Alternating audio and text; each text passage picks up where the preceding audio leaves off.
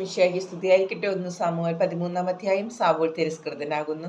രാജാവാകുമ്പോൾ സാവൂളിന് വയസ്സുണ്ടായിരുന്നു. അവൻ വർഷം ഇസ്രായേലിനെ ഭരിച്ചു.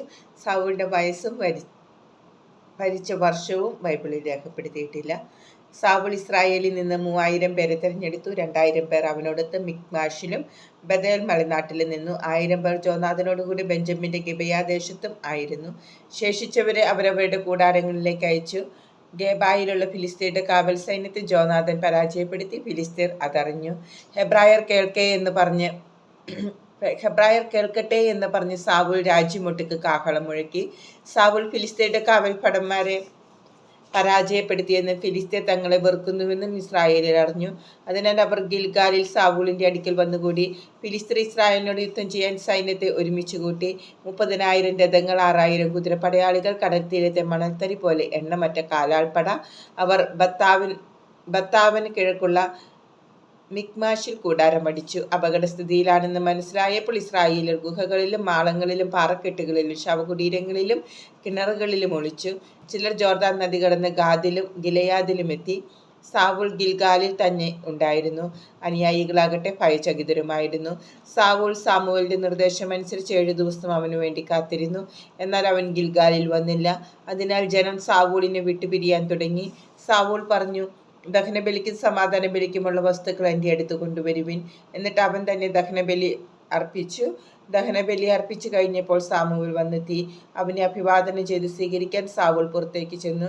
നീ എന്താണ് ചെയ്തത്? സാമുവേൽ ചോദിച്ചു. സാവൂൾ പറഞ്ഞു, ജനങ്ങൾ എന്നെ വിട്ട് ചിതറിപ്പോകുന്നതും നിശ്ചിത ദിവസമായിട്ടും അങ്ങ് വരാതിരിക്കുന്നത് ഫിലിസ്തീർ മിക്മാഷിൽ ഒരുമിച്ച് കൂടുന്നതും ഞാൻ കണ്ടു.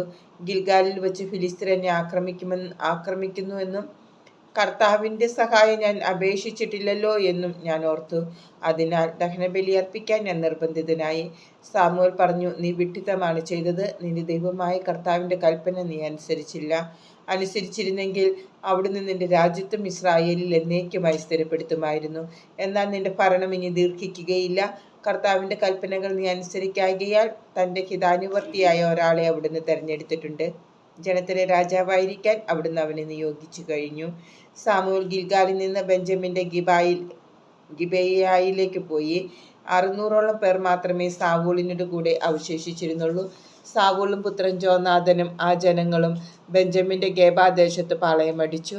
ഫിലിസ്തീർ മിക്മാഷിലും കൂടാരമടിച്ചു. ഫിലിസ്തീന്റെ പാളയത്തിൽ നിന്ന് 3 സംഘങ്ങൾ കവർച്ചയ്ക്ക് പുറപ്പെട്ടു.